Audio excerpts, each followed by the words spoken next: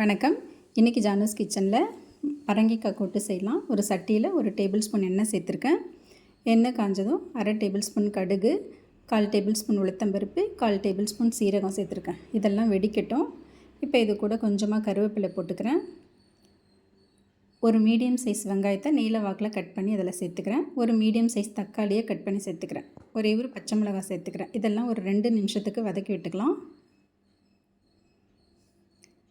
இது கூட பரங்கிக்காவை இந்த மாதிரி க்யூப் மாதிரி கட் பண்ணி 1 கப் அளவு பரங்கிக்காய் சேர்த்துருக்கேன். இதையும் சேர்த்து நல்லா கலந்து விட்டுடலாம்.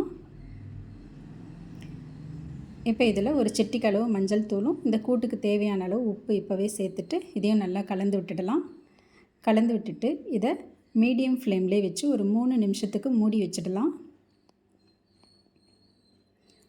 3 நிமிஷம் கழித்து ஓப்பன் பண்ணிவிட்டு இதை நல்லா கலந்து விட்டுட்டு இதில் தண்ணி எதுவும் சேர்க்காமல் தேங்காய் பால் மட்டும் ஒரு 50 ml அளவுக்கு தேங்காய் பால் சேர்த்துருக்கேன். இந்த தேங்காய் பால்லே இது வேகட்டும். தேங்காய் பால் சேர்த்து நல்லா கலந்து விட்டுட்டு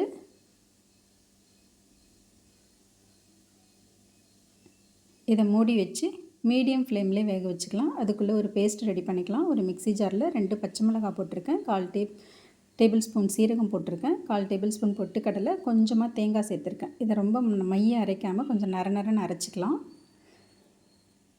இப்போ அரைச்சி வச்ச பேஸ்ட்டை இதை ஓப்பன் பண்ணிவிட்டு இதில் சேர்த்துக்கலாம்.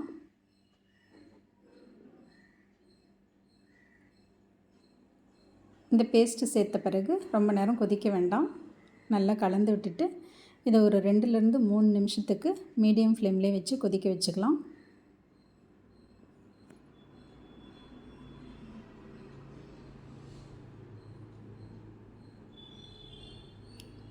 அவ்வளோதாங்க. இப்போ கடைசியாக இதில் கொஞ்சமாக கொத்தமல்லி தழையும் சேர்த்து ஸ்டவ் ஆஃப் பண்ணிடலாம். பரங்கிக்காய்லாம் நல்லா வெந்திருக்கும். இது தேங்காய் பால்லே வேக வைக்கிறதுனால இதோட டேஸ்ட் ரொம்ப நல்லாயிருக்கும்.